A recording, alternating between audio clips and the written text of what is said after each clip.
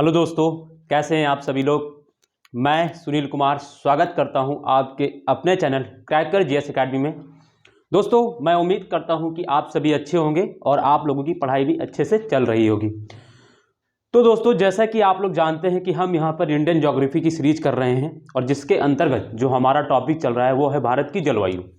ठीक है, क्या टॉपिक अगर हम लोग पढ़ रहे हैं, अगर मैं उसकी बात करूँ आप लोगों को बताऊँ तो हम लोग पढ़ रहे हैं भारत की जलवायु। भारत की जलवायु, जिसको दोस्तों किस नाम से और बोलते हैं, भारतीय मानसून। ठीक है, भारतीय मानसून भी कहते हैं इसको, भारतीय जलवायु यानी इंडियन क्लाइमेट, जिसको हमारे जलवायु किस शब्द से अभिव्यक्त किया जाता है, मानसून से। तो मैं आपको इंडियन क्लाइमेट ही बता दूँ भी। ठीक है, तो हम लोग पढ़ रहे हैं इंडियन क्लाइमेट और मैंने इसमें ऑलरेडी दोस्तों 8 क्लासेस में करा चुका हूं और क्या क्या पढ़ा चुका हूं अभी तक, तो मैं आपको एक बार रिवाइज करा देता हूं। पहला तो मैं आपको पढ़ा चुका हूं मानसून क्या है। ठीक है, मानसून एवं जलवायु में क्या अंतर होता है दोस्तों, मानसून एवं जलवायु में क्या अंतर है, क्या अंतर है, ये मैंने आपको बताया। ठीक है, ये मैं पढ़ा चुका हूं और भी इसमें जलवायु संबंधित जो बेसिक चीजें वो भी मैं आपको पढ़ा चुका हूं। फिर सेकंड मैंने आपको शुरू किया था भारतीय मानसून, भारतीय मानसून की उत्पत्ति से संबंधित सिद्धांत हमने पढ़े, की उत्पत्ति से संबंधित सिद्धांत हमने पढ़े दोस्तों। सिद्धांत मैंने पढ़ाया आपको। ठीक है, ये जिसमें मैंने आपको 3 सिद्धांत पढ़ाए हैं। कौन कौन से, तो मैं आपको बताता हूं। पहला मैंने आपको पढ़ाया हैली का तापीय सिद्धांत, हैली का तापीय सिद्धांत यानी थर्मल कॉन्सेप्ट ऑफ हैली पढ़ाया मैंने आपको, तापीय सिद्धांत पढ़ाया। सेकंड मैंने आपको पढ़ाया फ्लोन का गतिशील सिद्धांत, फ्लोन का गतिशील सिद्धांत, गतिशील सिद्धांत जिसको बोलते हैं दोस्तों dynamic concept of phloem English में, ये मैंने आपको पढ़ाया। थर्ड मैंने आपको पढ़ाया jet stream theory, jet stream सिद्धांत यानी जेट स्ट्रीम थ्योरी, ये मैंने आपको पढ़ाया लास्ट क्लासेस में। ठीक है, देन इसके बाद फिर मैंने और आपको क्या पढ़ा चुका हूं मैं आपको, और फिर मैंने आपको पढ़ाया तो दोस्तों देखो, ये तो मानसून की उत्पत्ति कैसे होती है इससे संबंधित सिद्धांत हैं। फिर मानसून तो आ गया हमारे भारत में, लेकिन मानसून का वितरण कैसे होता है पूरे भारत में, क्या देखो ये इसको समझना है।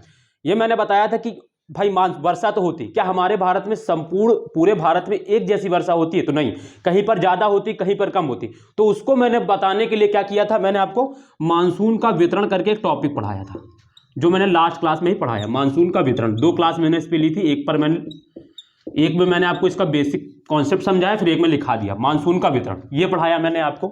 ठीक है, तो अभी तक अगर हम बात करें 8 क्लास के अंतर्गत हम लोग ये सारी चीजें पढ़ चुके हैं। ठीक है, और अभी इसमें बहुत सारे टॉपिक्स बचे हैं और आज जो हम लोग शुरू करने जा रहे हैं वो है भारत की ऋतुएं, भारत की परंपरागत ऋतुएं। ठीक है, परंपरागत ऋतुएं आज हम लोग ये पढ़ेंगे। ठीक है, इसके बाद इसमें और भी चीजें हैं, अभी भारतीय मानसून को प्रभावित करने वाले कारक हम लोग पढ़ेंगे। ठीक है, ये सारी चीजें अभी हम लोग देखेंगे। तो आज हम लोग का जो टॉपिक है वो है भारत की परंपरागत ऋतुएं, यानी जो सीजन्स हैं, जो हमारे भारत में 4 तरीके की सीजन होती हैं, उनको आज हम लोग पढ़ेंगे कैसे क्या होता है। ठीक है बच्चों, तो अब आपको क्लियर हो गया होगा और आप समझ गए होंगे कि हम लोग क्या पढ़ चुके हैं अभी तक और क्या पढ़ने जा रहे हैं।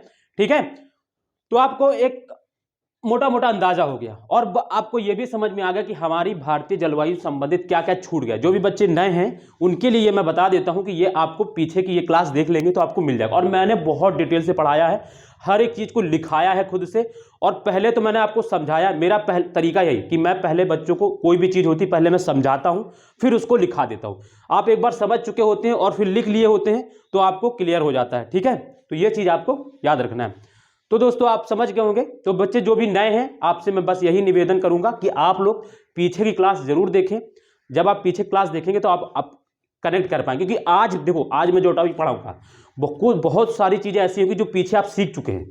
पीछे मैंने बहुत सिखाया, इसीलिए 8 क्लासेस ले ली और लगभग 1-1 घंटे की हर क्लास है, ठीक है। तो मैंने हर चीज़ को बहुत आराम से समझाने का प्रयास किया है और बहुत बेसिक से समझाया है। और आज भी जैसे मैं क्लास पढ़ाऊंगा भारतीय की ऋतुएं, तो उसमें बहुत सारी, जैसे ITC-जेड का मैं यूज़ करूंगा, जेड स्ट्रीम का यूज़ करूंगा। तो देखिए, मैं जेड स्ट्रीम और ITC-जेड मैंने इस सिद्धांत में पढ़ाया था, जेड स्ट्रीम देखो यहाँ पढ़ाया। तो अब आप जब पीछे क्लास किए होंगे तो आपको मुझे बार बार ये इंटेक नहीं करना, मतलब बार बार हिट नहीं करना पड़ेगा कि ये मैं पीछे पढ़ा चुका हूँ, आपको पता रहेगा। तो मैं आपसे ये जरूर उम्मीद कर सकता हूँ कि आप पीछे क्लास देखेंगे, ठीक है। तो चलिए बच्चों, अब हम आज की क्लास को शुरू करते हैं। सारा कुछ क्लियर है, ठीक है। तो चलिए, अभी तक तो मैं देखो बहुत तेज तेज बोल रहा था, जल्दी जल्दी, क्योंकि मैं रिवीजन करा रहा था। अब मैं आपको आराम से पढ़ाऊंगा, अब एक एक चीज को समझते हुए चलेंगे हम लोग, ठीक है। तो आज का टॉपिक हमारा है भारत की ऋतुएं।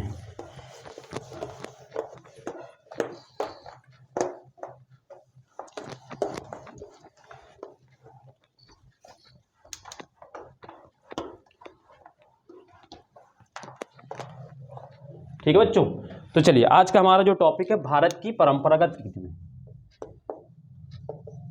अब आप लोग साथ में मेरे नोट्स भी बनाएंगे, और जो भारत की, और जो मैं लिखाऊंगा या मैं जो बोलूंगा आपको लिखने चलना है, ठीक है। जो मैं परंपरागत ऋतुएं,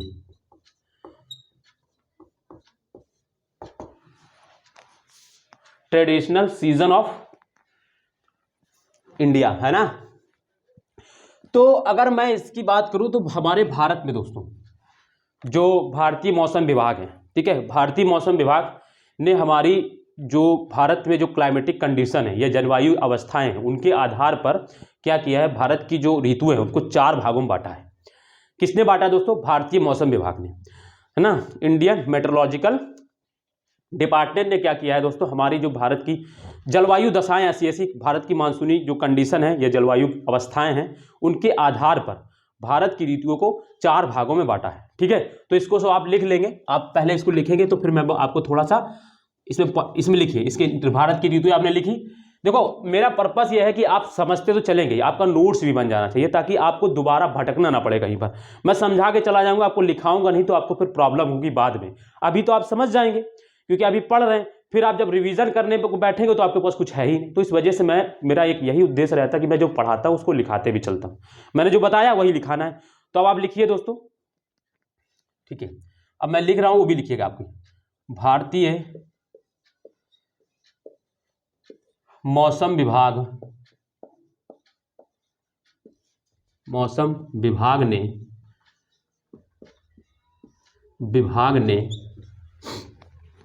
भारत की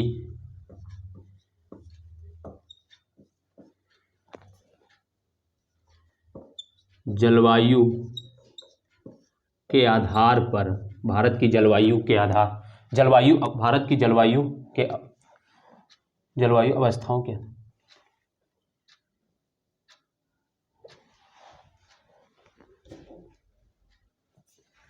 एक सेकंड, भारत की वार्षिक जलवायु अवस्थाओं के आधार पर, भारत की वार्षिक जलवायु की अवस्थाओं के आधार पर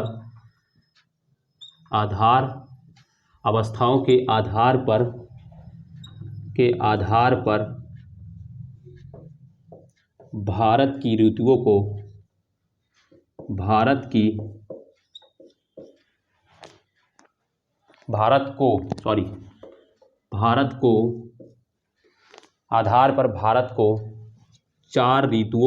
भारत को 4 ऋतुओं में बांटा है। 4 ऋतुओं में बांटा है। कौन कौन सी वो 4 ऋतु हैं, ठीक है, लिखते चलेंगे मेरे साथ साथ, ठीक है। पहली जो ऋतु है वो है ग्रीष्म ऋतु,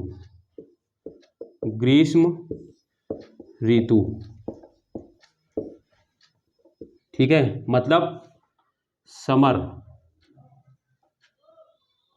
सीजन, समर सीजन, ठीक है।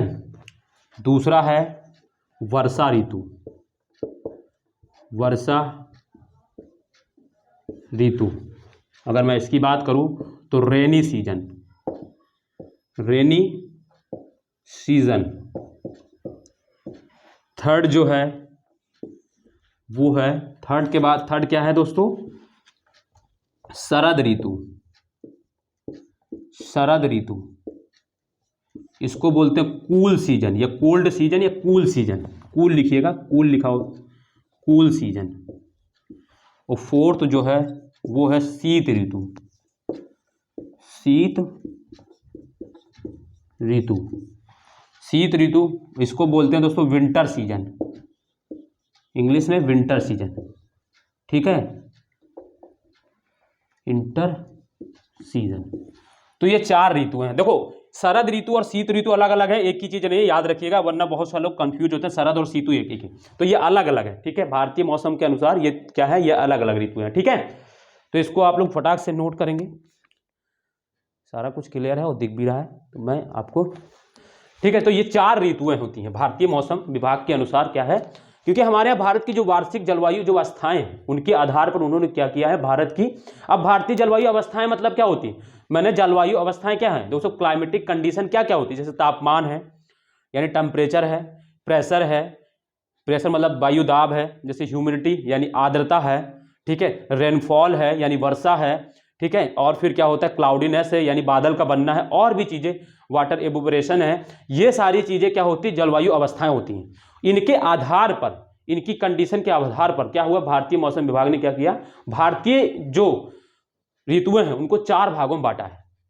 देखो क्लाइमेटिक कंडीशन मैंने पहली क्लास में पढ़ाया था, जब मैं आपको पढ़ा रहा था क्या भारत मानसून और जलवायु में क्या अंतर होता है, तब मैंने आपको वहां पर क्लाइमेटिक कंडीशन बताया था। मैंने क्या बताया था, मैंने ये बताया था कि जलवायु क्या होती है, क्या होती है दोस्तों, जलवायु होती है दोस्तों वायुमंडलीय अवस्थाओं का औसत अध्ययन को हम लोग जलवायु कहते हैं, ठीक है। मैंने पढ़ाया था पहली क्लास में, यही डेफिनेशन मैंने लिखाई थी कि क्या बताया था मैंने, क्या बताया था मैंने, जलवायु अवस्थाओं के औसत अध्ययन को दोस्तों क्या बोलते हैं, क्लाइमेटिक कंडीशन, सॉरी, जलवायु अवस्थाओं की औसत अध्ययन को क्या बोलते हैं, वायुमंडल बोलते हैं, है ना। तो आपको ये सारी चीजें मैं आपको पढ़ा चुका हूं पीछे। तो क्लाइमेटिक कंडीशन क्या होती है, जलवायु अवस्थाएं जो क्या होती हैं, तो मैंने आपको बताया जैसे टेम्परेचर है, प्रेशर है, ठीक है, रेनफॉल है, ह्यूमिडिटी है, ठीक है, क्लाउडीनेस है, बादल का बनना, वाटर इवेपोरेशन है, ETC, बहुत सारी चीजें होती हैं। इन सब के आधार पर क्या किया भारतीय मौसम विभाग ने भारतीय जो ऋतुएं हैं उनको चार भागों में बांटा है। क्लियर है, कोई दिक्कत नहीं है, सारी चीजें क्लियर है, मैंने ये इसका मतलब भी समझा दिया, ठीक है, अब आपको दिक्कत नहीं होगी, ठीक। तो चलिए अब मैं आपको एक एक ऋतु के बारे में पढ़ाऊंगा। पहला हम लोग पढ़ेंगे ग्रीष्म ऋतु, ठीक है। तो अब चलिए अब हम लोग एक एक ऋतु के बारे में पढ़ेंगे।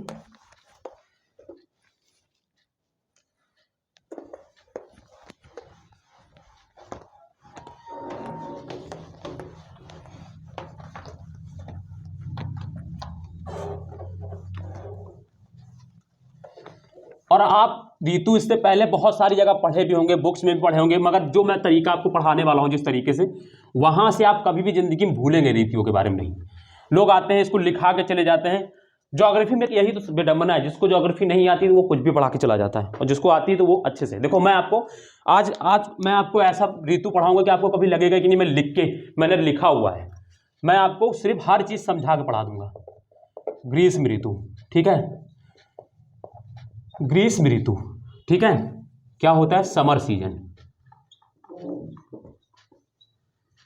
एक एक चीज को आप समझेंगे, और एक चीज जान लो, हर सीजन को इन्होंने 3 महीने में बांटा है, 3 मंथ में, 12 महीने होते हैं, तो 12 महीने में क्या किया इन्होंने, 4 सीजन बनाए हैं, तो 4 सीजन, हर सीजन को 3 महीने में डिवाइड किया है। तो ये वाला जो ग्रीष्म ऋतु, अब आप सोचो समर सीजन हमारे भारत में कब होता है, आप फील करेंगे खुद, मतलब मैं आपसे चाहता हूं कि आप खुद फील करें समर सीजन क्या होता है, यानी गर्मी कब होती है हमारे भारत में। तो हमारे यहाँ भारत में क्या होती है, गर्मी मार्च के बाद स्टार्ट हो जाती है, आपको पता है, मार्च में हमारे यहाँ टेम्परेचर गर्मी बढ़ने लगती है। तो यानी ये कब से शुरू होगा, लगभग मध्य मार्च, यानी मार्च के बाद शुरू होगा, है ना, यानी मध्य मार्च, यानी मार्च के फर्स्ट सेकंड वीक से हमारे यहाँ टेम्परेचर, वैसे कह लो तो अब मार्च के बाद ही टेम्परेचर बढ़ना शुरू हो जाता है, लेकिन सेकंड वीक के बाद क्या होता है, टेम्परेचर ज़्यादा बढ़ना शुरू हो जाता है ना। तो आप ये जान सकते हैं कि ये इसका समय क्या होगा। अगर हम पहले पॉइंट में लिखना चाहें तो ये यह ऋतु लिखेंगे मेरे साथ, यह ऋतु मध्य मार्च मतलब अब 15 मार्च, कभी कभी लेट भी होता है, कभी कभी पहले भी हो जाता है, तो उससे मतलब नहीं है। मध्य मार्च से जून तक होती है ना, यानी ये जो होती है जून तक, ठीक है, जून तक। मध्य मार्च के बाद देखिए हम टेम्परेचर बढ़ना होता है। एक पॉइंट और लिखूंगा फिर इसको समझाऊंगा, एक पॉइंट अभी और लिखूंगा फिर उसको समझो ऐसा क्यों होता है। मध्य मार्च से जून में हमारे यहाँ टेम्परेचर क्यों धीरे धीरे बढ़ने लगता है, इसका समझेंगे। लिखेंगे मार्च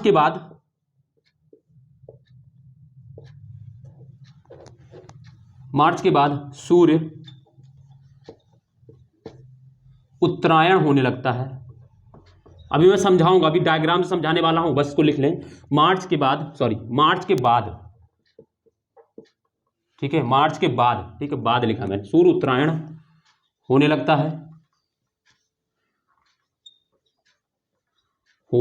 है, जिसके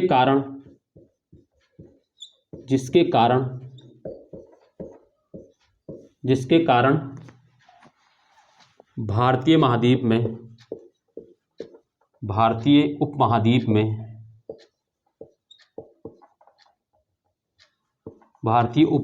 में क्रमशः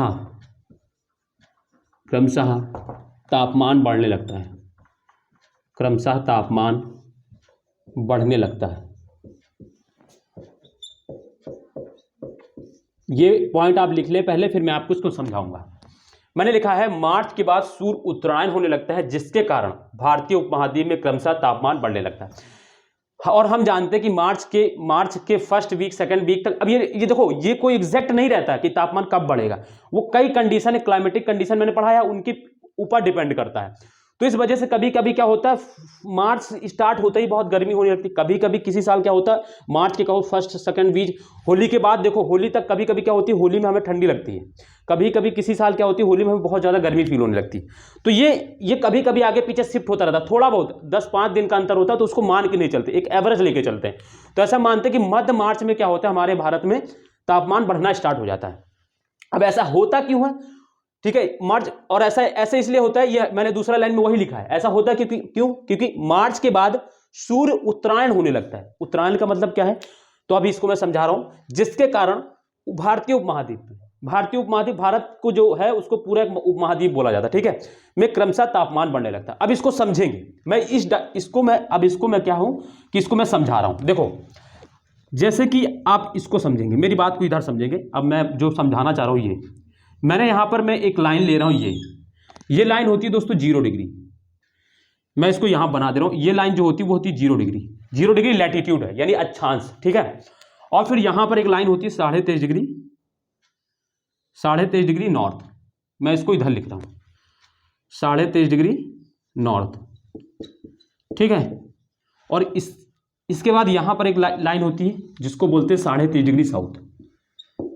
यहाँ चलो मैं इसको इधर ही लिख दे रहा हूँ, इधर ही लिखता हूँ, सब चीज़ यहीं लिखा हूँ तो इधर लिखा हूँ। इसको 23.5 डिग्री साउथ, यानी ये कर्क रेखा है, देखो ये विषुवत रेखा, ये कर्क रेखा नॉर्थ में होती है, और ये मकर रेखा है। ये 3 लाइनें मैंने आपको ली। क्या होता है, अर्थ जो होता है, सन जो होता है, अर्थ में दोस्तों क्या होती है, 4 स्थितियां बनती हैं मेजर। एक दोस्तों स्थिति होती है, देखो सन जो होता है 0 डिग्री पर, इसको समझे, सन जो होता है 0 डिग्री पर 2 बार लंबवत चमकता है। कब, तो आप इसको समझेंगे। एक तो दोस्तों ये होता है मार्च में, ये कब होता है लंबवत चमकता है, तो ये दोस्तों एक होता है मार्च में, ये क्या है, सन है, ठीक है। मैंने इसको सन की तरह ही बनाया इसलिए मार्च में, ठीक है। और ये एक बार यहां चमकता है, ठीक है, यहां चमकता है। अभी मैं बना दे रहा हूं सिर्फ आपको, फिर मैं अभी समझाता हूं। फिर एक बार यहां पे आता है। इस तरीके से पूरा साल में देखो 3 महीने का होता है। 3 महीने पहले यहां होता है मार्च में, जून में यहां पहुंचता है, सितंबर में यहां होता है, दिसंबर में ये पूरा साल हो गया। 12 महीने, 3 3 6 3 9 4 12 है ना, 9 3 12। तो ये पूरे 12 महीने में दोस्तों 4 स्थितियां बनती है इसकी अर्थ पर भारत की। कैसे, सॉरी भारत की नहीं, सन की। कैसे समझेंगे, 0 डिग्री लैटिट्यूड है, 0 डिग्री पर सन दोस्तों क्या होते हैं 21 मार्च को, ये दोस्तों 21 मार्च की स्थिति में बता रहा हूं। 21 मार्च में दोस्तों क्या होता है, सन दोस्तों क्या होता है, 21 मार्च को दोस्तों सन क्या होता है, 0 डिग्री पर लंबवत चमकता है। 21 मार्च को 0 डिग्री पर लंबवत चमकता है, ठीक है। 21 मार्च के बाद दोस्तों सन क्या होता है, सन देखो, और इधर समझेंगे, इधर समझेंगे, ये यहां पर हमारा भारत है, यहां पर हमारा भारत है, ठीक है। मैं थोड़ा सा अगर ये उल्टा सीधा बन जाए तो कोई दिक्कत की बात नहीं है, मैं आप बस आपको समझाने के लिए ऐसे कर रहा हूं। अगर इसको समझ गए आप तो हर एक चीज को समझ जाएंगे यहां पर। बस अब कैसा भी बने भारत, आप थोड़ा कमेंट कम करिएगा, ठीक है। बस आपको मैं समझाने के लिए ऐसा बना रहा हूँ, ठीक है। एज ये मान लो ये भारत है, हालांकि मैं इससे अच्छा भारत बनाता हूँ मगर छोटा सा बना दे रहा हूँ ताकि आपके समझ में आए। ये भारत है, ठीक है। ये कहाँ पर, ये 3.5 डिग्री नॉर्थ हमारे भारत के मध्य से गुजरती, मैंने ऐसा बना दिया आपको। 21 मार्च के बाद दोस्तों सन क्या होता है, उत्तरायण होने लगता है। उत्तरायण हो रहा है तो मतलब क्या हो रहा है, जिस हेमिस्फीयर देखो, और ये चीज जान लो, ये जानो, ये 0 डिग्री है ना, ये 0 डिग्री देखो, अब इधर देखो, इधर देखो मेरी बात को, ये दोस्तों अर्थ है, इधर देखो, ठीक है, ये अर्थ है, ये अर्थ के बीच से 0 डिग्री एक लाइन जाती है जिसको विषुवत रेखा बोलते हैं, जो मैंने यहां बनाई है, ये बनाई है, ठीक है। और ये दोस्तों क्या होती है, 23.5 डिग्री होती है अर्थ पर नॉर्थ, और ये 23.5 डिग्री साउथ होती है, ठीक है। ये 23.5 डिग्री नॉर्थ होती है, साउथ। ये देखो 0 डिग्री के ऊपर, ये जो मैं इधर ऐसे बना रहा हूं, इसको बोलते हैं नॉर्थ हेमीस्फीयर। नॉर्थ, मैं दिख नहीं रहा हूंगा बट मैं आपको बोल दे रहा हूं, हेमीस्फीयर, हेमीस्फीयर मतलब इसको बोलते हैं उत्तरी गोलार्ध, उत्तरी गोलार्ध, ठीक है। और 0 डिग्री के साउथ का जो ये होता है उसको बोलते हैं दक्षिणी गोलार्ध, यानी साउथ हेमिस्फीयर, दक्षिणी गोलार्ध यानी साउथ हेमिस्फीयर। अब आप सोचिए मैंने क्या बताया, देखो 0 डिग्री के बाद मैंने क्या बताया, मार्च के बाद देखो, अब इधर इसको पढ़ेंगे, मार्च के बाद सूर्य उत्तरायण होने लगता है, इसको पढ़ें, उत्तरायण होने लगता है। तो मैंने क्या बताया, सूर्य 21 मार्च को सूर्य यहां पर होता है 0 डिग्री पर, इसके बाद सूर्य उत्तरायण होने लगता है। और उत्तर में देखो सन कहां पर है हमारे, उत्तर में भारत कहां पर है, 23.5 डिग्री नॉर्थ में, और सन भी कहां की ओर जा रहा है, उत्तर की ओर। इसी वजह से, और हम जानते हैं कि अर्थ पर जो सोर्स है किसका, एनर्जी का या तापमान का जो सोर्स है अर्थ के लिए नेचुरल जो सोर्स है वो क्या है दोस्तों, सूर्य की किरणें, यानी सनलाइट्स जो होती है। तो जब जैसे जैसे सूर्य हमारी ओर बढ़ेगा तो तापमान भी तो वैसे वैसे हमारी ओर बढ़ेगा ना, मतलब बढ़ेगा। अभी सूर्य 0 डिग्री से ऊपर नॉर्थ की ओर जाएगा, यानी क्या हो रहा है, हम जिस हेमिस्फीयर में हैं या जिस गोलार्ध में है उसी गोलार्ध की ओर सूर्य ट्रेवल करने जा रहा है। तो जाहिर सी बात है कि अब सन की लाइट हमारे पास भी पहुंचेगी, तो सन की लाइट जब पहुंचेगी तो क्या होगा, तापमान भी हमारा बढ़ेगा, हमारे भारत में तापमान भी बढ़ेगा। इसी वजह से क्या होता है, भारत में उपमहाद्वीप में धीरे धीरे तापमान, अभी देखो ये मार्च की स्थिति हो गई, मार्च के बाद अप्रैल में सन यहां आ जाएगा। देखो जो मैं लाइन बना रहा हूं ऐसा फील करो, ये सन यहां आ जाएगा, मार्च अप्रैल में यहां आ जाएगा, मई में सन यहां आ जाएगा। अब देखो सन और करीब आ रहा है, और करीब आ रहा है तो तापमान और बढ़ेगा। मई के बाद दोस्तों, मई के बाद सॉरी सन, मई यहां पे नहीं होगा, मई में सन दोस्तों कहां होता है, इस जगह पर होता है, सन के इस जगह पर होता है। अब देखो सन के यहां से आएगा, और जून में दोस्तों सन कहां चमकने लगता है, यहां पर। अभी वो स्थिति में आगे बताऊंगा, यहां पर आ जाता है। तो अब देखो सन सीधे हमारे भारत में पहुंच गया, तो तापमान तो भाई जाहिर सी बात है पड़ेगा। इसी वजह से क्या होता है, ग्रीष्म ऋतु में जो हमारे यहाँ मैक्सिमम जो तापमान होता है लगभग कहीं कहीं पे 41 से 42 डिग्री पहुंच जाता है। उत्तर मेजर अगर ज्यादातर देखें तो 41-42 डिग्री कहां पर, उत्तरी गोलार्ध में। ये उत्तर जो भारत का मैदान है, भारत के मैदान जो उत्तर मैदान है, वहां पर जो तापमान है वो लगभग 40 से ऊपर 41-42 डिग्री। कहीं कहीं पर जैसे राजस्थान के इलाके में तो दोस्तों ये 50 डिग्री सेंटीग्रेड तक पहुंच जाता है, ठीक है। ठीक, तो ये आप समझ गए। अब ये वाली आप कंडीशन जान गए होंगे, ठीक है बच्चों, ठीक, ये कंडीशन आप समझ गए, इसको समझ गए, इसमें कोई दिक्कत नहीं है। चलिए, तो आप ये जान गए कि हमारे भारत में तापमान क्यों बढ़ रहा है, क्योंकि सन भी हमारे भारत, जिस गोलार्ध में हमारा भारत है उसी गोलार्ध की ओर सन भी ट्रेवल करने लगा है। और जब सन चलेगा उधर की ओर, और सन जो होता है, सन की जो लाइट है अर्थ की सोर्स का, यानी जो कह लीजिए तापमान की जो सोर्स का एक ही सोर्स है ना, जो है सूर्य, तो जिसकी वजह से दोस्तों क्या होता है, हमारे सन का जो भारत में है, भारत में दोस्तों क्या होता है, तापमान बढ़ने लगता है। अब आप समझ गए भारत में क्यों तापमान बढ़ने लगता है, तो तापमान बढ़ने लगता है, ठीक है, तापमान बढ़ने लगता है, ठीक, इसको समझ गए आप। मैं इसको अब थोड़ा सा और मिटा देता हूं दोस्तों, ठीक है,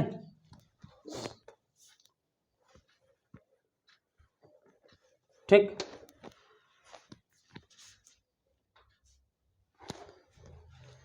ठीक है। अब इसके आगे इसी में लिखेंगे, थोड़ा सा मैं बता दे रहा हूं, इस प्रकार लिखेंगे मेरे साथ साथ, इस प्रकार भारत में, इस प्रकार भारत में, इस प्रकार भारत में मार्च के बाद तापमान बढ़ने लगता है, ठीक, वही लाइन है मगर थोड़ा सा मैं इसको एलोबरेट कर दूं, बढ़ने लगता है, बढ़ने लगता है, और बढ़ने लगता है, और मई माह में बढ़ने लगता है, और मई माह में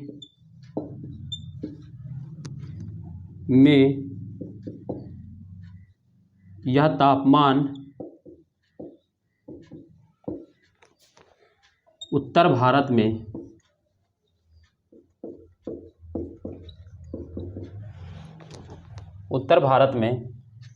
41 डिग्री सेल्सियस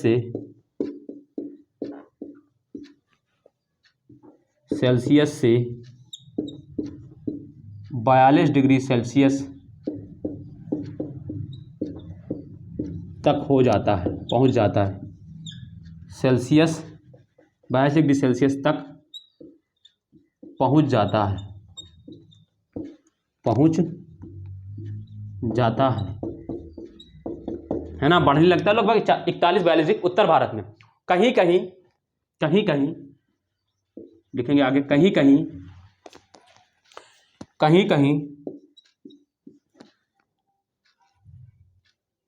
तो यह तापमान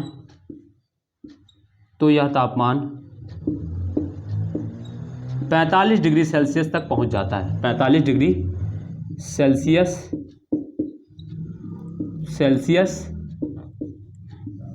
तक पहुंच जाता है, पहुंच जाता है। आगे लिखेंगे, मैं बोल दे रहा हूं, आगे लिखेंगे, इसी के आगे लिख लेंगे, ये पहले एक चीज आगे लिखेंगे, मैं बोल दे रहा हूं, इसके आगे जगह नहीं है, लिखेंगे, ये लिख लिया, इसके आगे लिखेंगे, यद्यपि आगे लिखेंगे, यद्यपि राजस्थान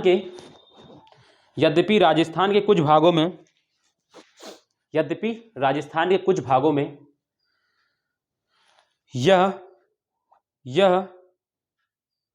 50 डिग्री सेल्सियस तक पहुंच जाता है, यद्यपि राजस्थान के कुछ भागों में यह 50 डिग्री सेल्सियस तक पहुंच जाता है, ठीक है, पहुंच जाता है। इसके बाद और लिखेंगे, और ऐसा नहीं, देखो अब आप इसको फील करेंगे, मैंने यहां तक लिखा है, अब इसको फील करेंगे। आप जानते हैं कि मार्च के बाद अप्रैल में हमारे यहाँ देखो भारत में क्या होता है, नॉर्थ, अगर उत्तरी गोलार्ध में अगर हम लोग रह रहे हैं, यानी भारतीय उत्तर का मैदान जो है वहां पर, जैसे हम लोग यूपी, बिहार, और जैसे राजस्थान है, मध्य प्रदेश है, ठीक है, इन सब जो राज्य हैं, इन सब राज्यों में देखिए अब तापमान कितना ज़्यादा रहता है, बहुत ज़्यादा गर्मी होने लगती अप्रैल मई में, ठीक है, अप्रैल मई में बहुत ज़्यादा गर्मी लगती, और ऐसा नहीं दिन में ही नहीं गर्मी लगती, रात में भी ठंडा गर्मी रहती, रात में भी दोस्तों इतनी गर्मी रहती कि हमें कूलर के बिना नींद नहीं आती, ठीक है, दिन तो गर्म होता ही होता है, रात भी गर्म होती, इसलिए ये लिखो, इसके आगे लिखना है, रात्रि में लिखेंगे, रात्रि का तापमान भी ऊंचा रहता है, रात्रि का तापमान भी ऊंचा रहता है, और शायद ही रात्रि का तापमान भी ऊंचा रहता है, और शायद ही कभी 26 डिग्री सेल्सियस से कम होता है, से नीचे होता है या कम होता है, से कम होता है, और शायद ही कभी 26 डिग्री सेल्सियस से नीचे रहता है या कम रहता है, ठीक है। यानी रात्रि का तापमान भी बहुत ज़्यादा होता है, ठीक है, रात्रि का तापमान भी बहुत ज़्यादा होता है, ठीक है। ये तो हमने बात करी दोस्तों उत्तर भारत की। अभी जो हम बात कर रहे थे, ये हम लोग बात कर रहे थे किस बेल्ट की? उत्तर भारत की बेल्ट की। यानी उत्तर भारत क्या है? देखो भारत का दो हिस्सा है। मैं इसको मिटा लूं दोस्तों, फिर मैं आप समझाता हूं आपको। मैं इसको मिटा रहा हूं। देखो मेरे साथ पढ़ने में आपको यही फील होगा, हर चीज को समझेंगे और हर चीज को जानेंगे। जब तक आप समझ के नहीं पढ़ेंगे तब तक आप नहीं लिख पाएंगे दोस्तों, ठीक है। आपका कॉन्सेप्ट बिल्डअप करना है यहां पर, बस मेरा ये उद्देश्य है। और दोस्तों अगर आपको वीडियो अच्छी लग रही हो तो वीडियो को दोस्तों लाइक करते रहें, कमेंट करते रहें, और अपने जो दोस्त हैं, जो भी ग्रुप्स हैं आपको, उनको शेयर वहां तक पहुंचाते रहें। देखो अब मैं आपको भारत के मैप का एक डिजाइन बनाता हूं अच्छा सा।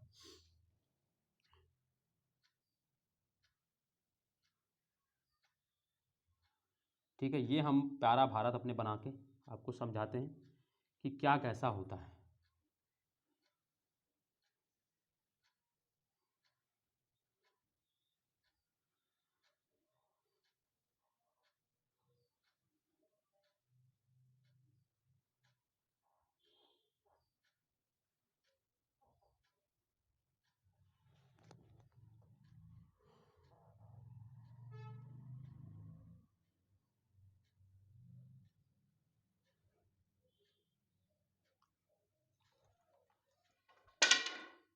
ये क्या कर गया?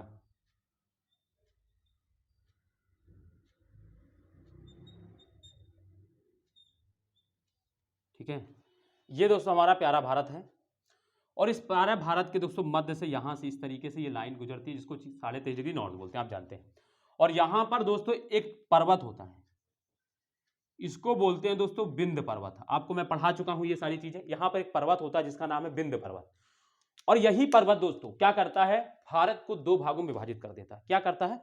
इसके उत्तर भारत, इसके उत्तर में विंध्य के उत्तर वाला जो क्षेत्र, इसको उत्तर भारत बोलते हैं, और विंध्य के जो दक्षिण वाला क्षेत्र, इसको दक्षिण भारत बोलते हैं, ठीक है, दक्षिण भारत बोलते हैं। तो ये उत्तर भारत, ये पूरा जो होता है, इसको उत्तर भारत का मैदान भी बोलते हैं, और ये उत्तर भारत भी है, ठीक है, उत्तर भारत का मैदान। और यहां पर क्या होता है इस समय अप्रैल मई में दोस्तों, क्या होता है? तापमान बहुत ज्यादा होता है, ठीक है।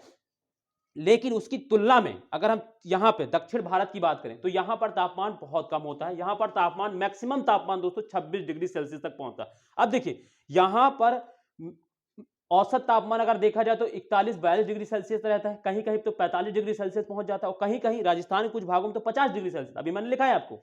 लेकिन वही अगर हम दक्षिण भारत में कहें तो ज्यादा से ज्यादा मैक्सिमम तापमान गर्मियों में भी दोस्तों, मई जून में भी दोस्तों, मई में भी, अप्रैल मई में भी तापमान कितना होता है? 26 डिग्री सेल्सियस। ऐसा क्यों होता है? तो ऐसा इसलिए होता है क्योंकि ये समुद्र के किनारे है। यहां पर आप जाते हैं, ये अरब सागर है, ये क्या है? बंगाली खाड़ी। इस वजह से यहां का तापमान दोस्तों क्या होता है? कम होता है। यहां पर तापमान दोस्तों कम होता है, ठीक है, समुद्र के किनारे होने की वजह से यहां पर दोस्तों तापमान क्या होता है? कम होता है। तो वही मैंने दिखाने जा रहा था, तो उत्तर भारत की तुलना में दक्षिण भारत में दोस्तों तापमान समानता कम होता है। लिखेंगे, अब मैं बोल दे रहा हूं जो वो लिखिए, लिखिए, ठीक है। पैराग्राफ चेंज करके लिखिएगा, मगर पैराग्राफ चेंज करके, पैराग्राफ चेंज करके। जैसे आपको मान लो आपने कुछ लिख रहे थे, मान लो आप पेज में ये यहां पर खत्म हुआ तो यहां 20 से शुरू करो, अगर मान लो यहां पर खत्म हुआ तो भी आप यहां से शुरू करो, ठीक है। तो आप पैराग्राफ चेंज करके लिखेंगे, लिखेंगे दक्षिण भारत में, पैराग्राफ चेंज करके लिखेंगे दक्षिण भारत में, दक्षिण भारत में ग्रीष्म ऋतु का तापमान का प्रभाव, दक्षिण भारत में ग्रीष्म ऋतु का प्रभाव इतना अधिक नहीं होता है, इतना अधिक नहीं होता है। दक्षिण भारत में ग्रीष्म ऋतु का प्रभाव इतना अधिक नहीं होता है जितना कि उत्तरी भारत में होता है, जितना कि उत्तरी भारत में होता है, ठीक है। यहां पर तापमान, लिख लिया ना, मैंने लिखा दक्षिण भारत की तुलना में, सॉरी एक सेकंड, दक्षिण भारत में ग्रीष्म ऋतु का प्रभाव उतना अधिक नहीं होता है जितना कि उत्तरी भारत में होता है। दक्षिण भारत का तापमान या यहाँ का तापमान, यहाँ पर तापमान या दक्षिण भारत का तापमान या यहाँ पर तापमान 26 डिग्री सेल्सियस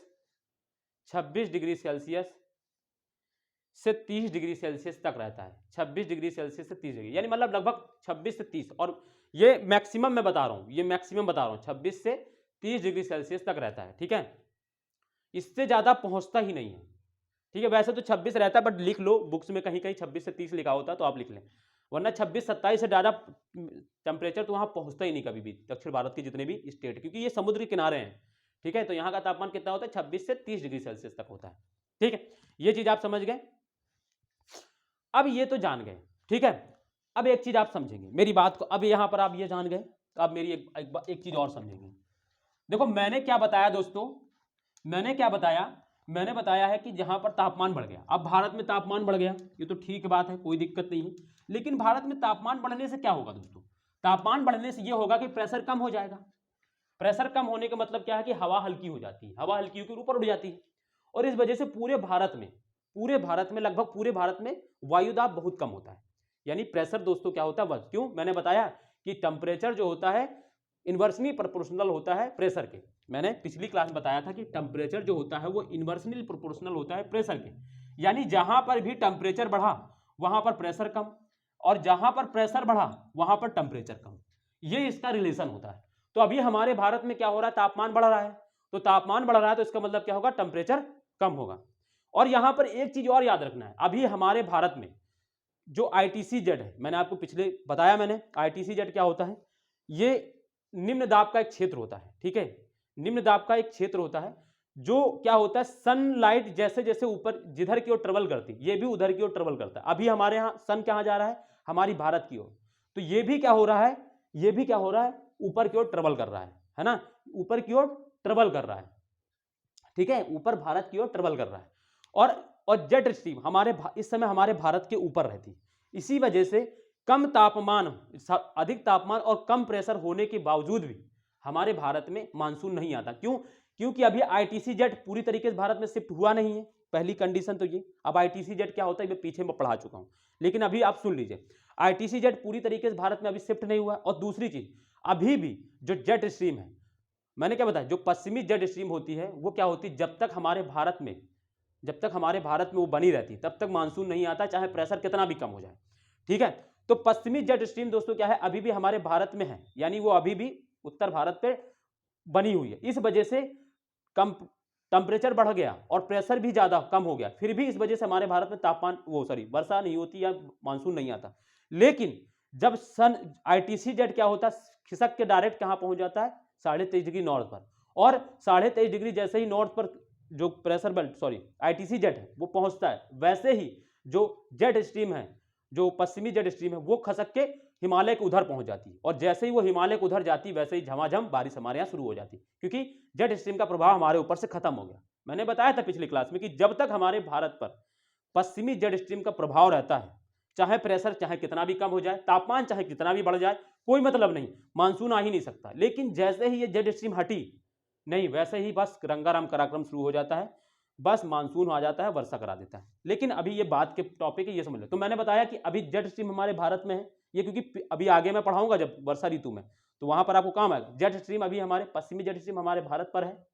देखो समझो, मैं इसको समझा देता हूँ, थोड़ा सा आप नए हैं तो जो भी क्लियर नहीं हो रहा होगा तो फिर समझा देता हूँ। पीछे ये सारी चीजें मैं समझा चुका हूँ, इसी वजह से मैं थोड़ा सा कम लोड ले रहा था आपको समझाने में, लेकिन आपको मुझे लग रहा है समझाना पड़ेगा।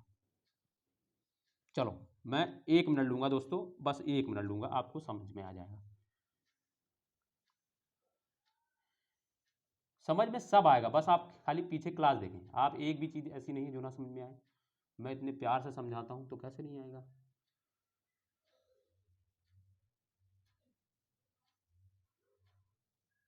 ये दोस्तों हमारा प्यारा भारत है, ठीक है, ये प्यारा भारत है। यहां पर दोस्तों क्या होता है, भूमध्य सागर होता है। देखो यहां पर आप जानते हैं अफ्रीका के ऊपर दोस्तों, आप जानते हैं भूमध्य सागर, आपने जिसी ने मैप देखा होगा, यहाँ पर मेडिटेरियन सी होता है, ठीक है, मेडिटेरियन सी। और यहीं से दोस्तों पश्चिमी, दोस्तों अब मेडिटेरियन सी से मतलब नहीं हमें, क्या होता है दोस्तों, भारत क्या होता है, अर्थ के दोस्तों जो क्षोभ मंडल है, क्षोभ मंडल के ऊपरी परत पर एक हवा चलती है, बहुत तीव्र गति से चलती है, और पश्चिम से पूर्व उसकी दिशा होती है, बहुत तीव्र गति से चलती है, ठीक है, और वो स्थायी है, वो हमेशा चलती है, वो चाहे गर्मी हो चाहे ठंडी हो, बस क्या होता है उसका मूवमेंट होता रहता है, इधर से उधर शिफ्ट करता रहता है। तो जब क्या होता है, जब पश्चिमी जेट स्ट्रीम क्या होती है हमारे भारत में, जैसे ये है, और यहाँ पर दोस्तों आप जानते हैं तिब्बत का पठार है, और यहाँ पर हमारे भारत में हिमालय है। ठीक है, आप जानते हैं ये सारी चीजें मैं बता चुका हूँ। जब जब पश्चिमी क्या होता है, अब ये पश्चिम से पूरब की ओर से चल रही है। ठीक है, अब ये वर्ल्ड में पूरब में हमारा भारत है, हम जानते हैं ना कि वास्को डी गामा पूर्व की ओर आया था, तो हमारे भारत में ये क्या करती, इस तरीके से ट्रेवल करती हुई पश्चिम से पूरब आ जाती है। लेकिन होता यह है कि यहाँ हिमालय है और तिब्बत का पठार, तो ये क्या करती, दो भागों में भारत में बढ़ जाती है। इस तरीके से इसकी दो शाखा हो जाती है, कैसे, और ये वाली जो शाखा है जो उत्तर भारत पर जो ट्रेवल करती है, इसकी वजह से भारत में क्या होता है, मानसून नहीं आ पाता है। ठीक है, कब की बात कर रहा हूं ये, जब सूर्य दक्षिणायन होता है, जब सूर्य दोस्तों 0 डिग्री पर होता है या दक्षिण में होता है, तब दोस्तों क्या होती है, जेड स्ट्रीम हमारे भारत में यहां पर होती है। ठीक है, लेकिन जैसे जैसे सूर्य उत्तर की ओर बढ़ता है, जैसे जैसे सूर्य उत्तर की ओर बढ़ता है, वैसे वैसे ये भी दोस्तों क्या होती है, पहले यहां पर आएगी, फिर यहां पर आएगी, और जैसे ही सूर्य दोस्तों क्या होता है 23.5 डिग्री नॉर्थ पर आ जाता है, 23.5 डिग्री नॉर्थ में, ये क्या करती है, ये पार होकर दोस्तों अब कैसे चलने लगती है, अब ये कैसे चलने लगती है, तो अब ये ऐसे चलने लगती है, ऐसे, तो ये अब भारत के ऊपर चली गई। अब इससे हमें मतलब नहीं। इस वजह से दोस्तों क्या होता है, यहां पर टेम्परेचर, पहले देखो मार्च मई में भी टेम्परेचर बहुत ज्यादा हो जाता है, प्रेशर कम हो जाता है, लेकिन फिर भी नहीं आता मानसून। रीजन, जेड स्ट्रीम हमारे भारत में बनी रहती है। ठीक है, लेकिन जैसे ही जेड स्ट्रीम ऊपर की ट्रेवल करती है, बस हमारे यहाँ रंगारंग प्रोग्राम शुरू। ये क्या होता है दोस्तों, रंगारंग प्रोग्राम शुरू, यानी बारिश शुरू। क्यों, दक्षिण पश्चिम मानसून एक्टिव हो जाता है। ये सारी चीजें मैं पीछे पढ़ा चुका हूं, लेकिन मैं यहाँ पे रिवीजन करा दिया आपको। ठीक है, थोड़ा सा जल्दी, तो ये आपको समझ में आ गया होगा। तो इस वजह से ये सारा कुछ हो रहा है। ठीक, तो अब देखो दोस्तों, अब क्या हुआ, मैंने क्या बता रहा था, मैं बता रहा था कि टेम्परेचर दोस्तों क्या होता है, प्रेशर के इन्वर्सली प्रोपोर्शनल होता है।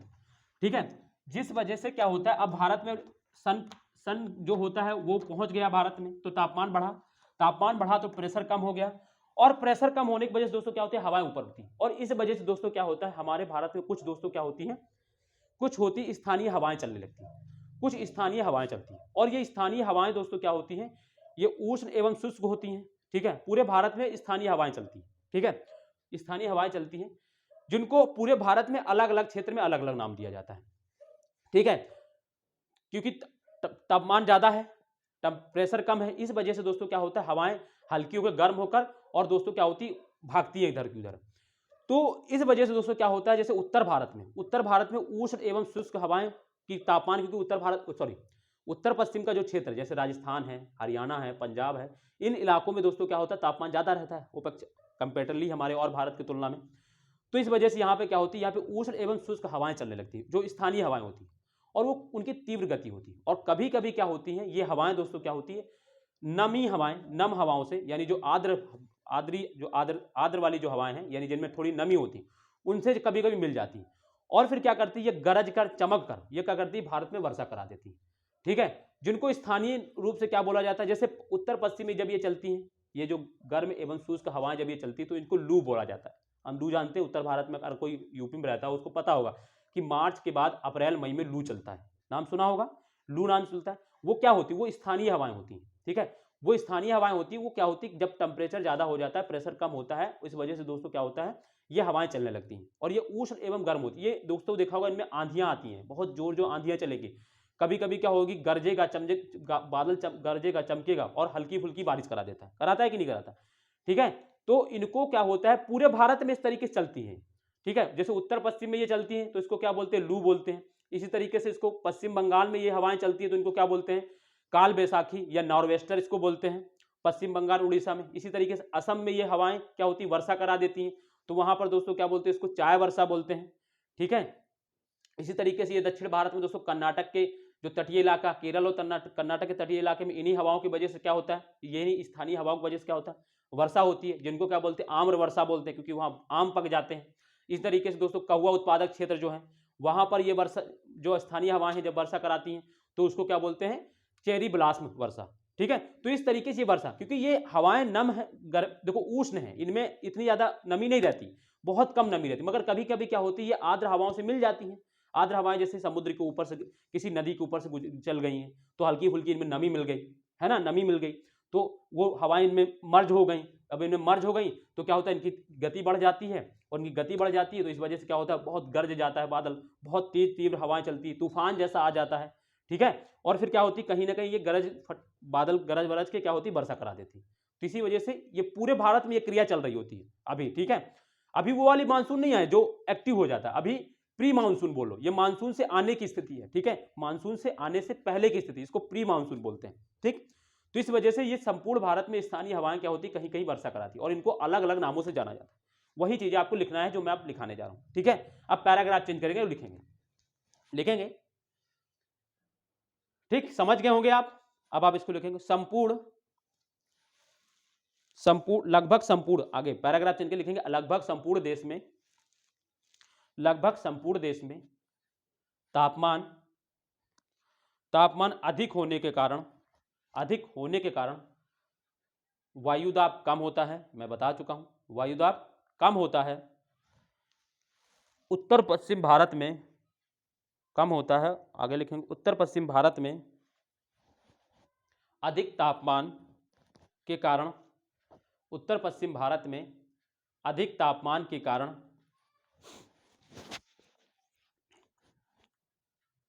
स्थानीय रूप से बहुत ही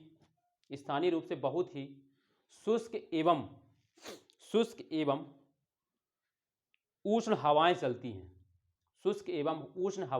हैं, ठीक है। जिन्हें स्थानीय भाषा में, थोड़ा सा जुकाम हो गया, जिन्हें स्थानीय भाषा में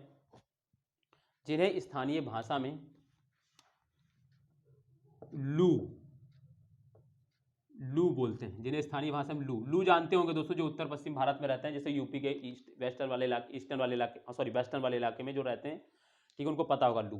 तो लू, जिसे स्थानीय भाषा में लू कहते हैं, जब कभी इन शुष्क एवं उष्ण हवाओं के साथ आर्द्र मतलब क्या होगा दोस्तों, जिसमें थोड़ी सी भी नमी होती है, आर्द्र हवाएं मिलती है तो भीषण आंधियां तूफान आते हैं, ठीक है, भीषण आंधियां तूफान आते हैं। ये सारी चीजें आप देखते हैं भाई यूपी के, इनसे कभी कभी वर्षा भी हो जाती है, और तापमान में कमी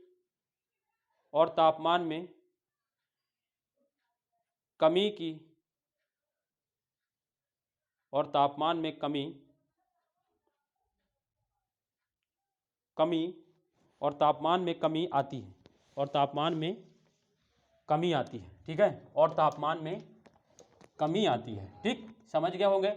वर्षा होगी तो भाई जाहिर सी बात तापमान में कमी आएगी, ठीक है। बंगाल में इन्हें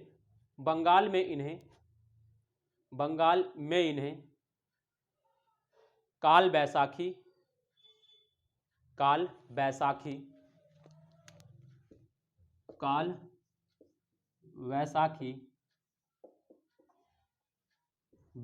या नॉर्वेस्टर, ये कभी कभी ये लोग नॉर्वेस्टर लिख के देते हैं, ये चीज याद है, नॉर्वेस्टर, इसको याद रखना है। ये इंग्लिश में कभी कभी ये काल वैसाखी ना लिख के सीधे नॉर्वेस्टर लिख देते हैं, वो इसको याद रखना है। इसको हिंदी में नॉर्वेस्टर बोल देते हैं कभी कभी, सीधे है ना, देवनागरी लिपि में इसको लिख देते हैं नॉर्वेस्टर को, इंग्लिश में ना लिख के। तो इसको याद रखना, काल वैसाखी ही नॉर्वेस्टर है। ये कहाँ चलती है, पश्चिम बंगाल और उड़ीसा में। इसको क्या नाम दिया जाता है, ये स्थानीय हवा है, इसकी वजह से पश्चिम बंगाल और उड़ीसा के तट पर दोस्तों हल्की फुल्की बारिश हो जाती है, इसी वजह से इसको काल वैसाखी बोलते हैं, ठीक है, काल वैसाखी कहते हैं या नॉर्वेस्टर्स कहते हैं, ठीक है। पैराग्राफ चेंज करके लिखेंगे, फिर लिखेंगे उत्तरी भारत में ग्रीष्म ऋतु शुष्क होती है, परंतु पूर्णतः वर्षा रहित नहीं होती है ना। मैंने क्या बताया, इसमें हल्की फुल्की वर्षा, शुष्क रहेगी मानसून, लेकिन ये प्री मानसून क्या होता है, मानसून से आने के पहले भी जो वर्षा होती है ना, उसको प्री मानसून, ये प्री मानसून की स्थिति, मानसून के आने की पूर्व की स्थिति को प्री मानसून बोलते हैं। ये मानसून से आने की पूर्व की स्थिति, और इसमें कितनी होती है, ये पूरे संपूर्ण वर्षा जितना मान लो 100% है, उसका 1% वर्षा दोस्तों होती है इन्हीं हवाओं से हो जाती है, इन्हीं स्थानीय हवाओं से 1%। पूरे भारत में जो हॉल मान लो पूरी जो वर्षा है 100% वर्षा होती है पूरे साल भर में जितनी, उसका 1% वर्षा जो है वो यही स्थानीय हवाएं करा देती। तो यही लिखना है, ठीक है, लिखें उत्तरी भारत में ग्रीष्म ऋतु शुष्क होती है, परंतु पूर्णतः वर्षा रहित नहीं होती है। इस इस ऋतु में वार्षिक वर्षा का, इस ऋतु में वार्षिक वर्षा का केवल 1%, केवल 1% भाग ही प्राप्त होता है, 1% भाग ही प्राप्त होता है। ठीक है। स्थानीय रूप से, आगे लिखते हैं, स्थानीय रूप से आने वाली धूल भरी आंधियां तथा गरज वाले तूफान, स्थानीय रूप से आने वाली आंधियां, पीछे मैं समझा चुका हूं, लिखा भी चुका हूं, स्थानीय रूप से आने वाली आंधियां तथा तूफान तथा गरज वाले तूफान कहीं कहीं छुटपुट वर्षा करते हैं, कहीं छुटपुट वर्षा करते हैं। इस वर्षा को अलग अलग स्थानों पर अलग अलग नामों से जाना जाता है। इस वर्षा को अलग अलग स्थानों पर अलग अलग नामों से जाना जाता है। जैसे और पहला नंबर डाले उसमें करके, पहला, और जैसे पहला लिख लिया, उसके बाद लिखेंगे ऐसे, और उसके आगे लिखेंगे जैसे असम में इसे चाय वर्षा कहते हैं, जैसे असम में इसे चाय वर्षा कहते हैं। ठीक है। दूसरा पॉइंट डालेंगे, दूसरा लिखेंगे, केरल तथा कर्नाटक के पश्चिमी तटवर्ती भागों में, केरल तथा कर्नाटक के तटवर्ती भागों में इसे आम्र वर्षा कहते हैं, क्योंकि इस वर्षा के कारण आम्र, ऐसे लिखना है, आम्र वर्षा कहते हैं क्योंकि इस वर्षा के कारण आम पक जाते हैं। ठीक है। अगला लिखेंगे, तीसरा लिखेंगे, तीसरी, कर्नाटक तथा अन्य कहवा उत्पादक क्षेत्रों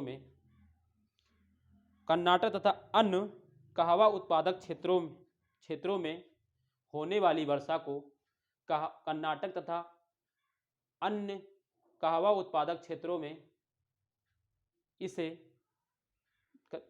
होने वाली वर्षा को चेरी ब्लाज्म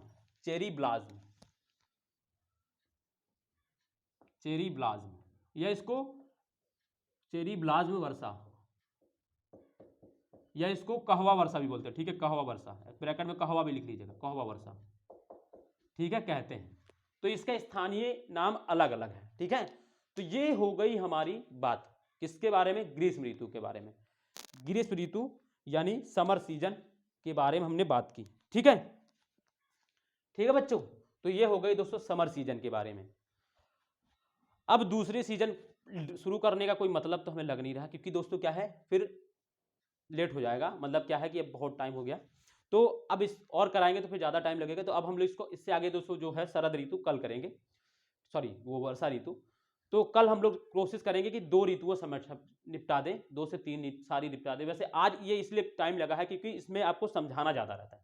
ठीक है, ये पहली ऋतु है और फिर इसके बाद आपको थोड़ा सा टाइम कम लगेगा। हालांकि टाइम लगे कोई दिक्कत नहीं है, लेकिन आप सीख जाएंगे, ये मेरी गारंटी है। आपको दिक्कत नहीं होगी। एक बार यहाँ से करने के बाद अब दोबारा आपको कहीं से ना नोट्स बनाने की जरूरत है, ना कहीं से पढ़ने की जरूरत पड़ेगी। बस इस नोट्स को उठाइए, इस क्लास को देखिए और पढ़ते चाहिए, बस आपका रिवीजन यही होगा। ठीक है बच्चे, तो चलिए आज हम लोग यहीं तक रखते हैं। लेकिन जाने से पहले मैं आपसे एक बात कहूँगा दोस्तों, कि जिन्होंने भी अभी तक चैनल को सब्सक्राइब नहीं किया है वो चैनल को सब्सक्राइब कर लें और वीडियो को ऊपर लाइक एवं कमेंट कर दिया करें दोस्तों, ताकि पता चले कि हाँ आप लोग देख रहे हैं, रिस्पॉन्स कर रहे हैं, तभी है ना, तभी मुझे थोड़ा मोटिवेशन मिलता है और मुझे लगता है कि हाँ मुझे लोग देख रहे हैं और मुझे रिस्पॉन्स कर रहे हैं, तो मैं और बेटर करूँ। हालांकि मैं बहुत जितना मुझसे हो सकता है मैं उससे ज़्यादा करने की कोशिश करता हूँ आप लोगों के लिए। हर एक चीज़ करा रहा हूँ ताकि आपको ज्योग्राफी से रिलेटेड कुछ दिक्कत ना हो। जो टॉपिक आप मुझसे पढ़ कर जाएंगे उसमें ज़िंदगी में कभी प्रॉब्लम नहीं होगी, ये मैं आपको गारंटी दे रहा हूँ।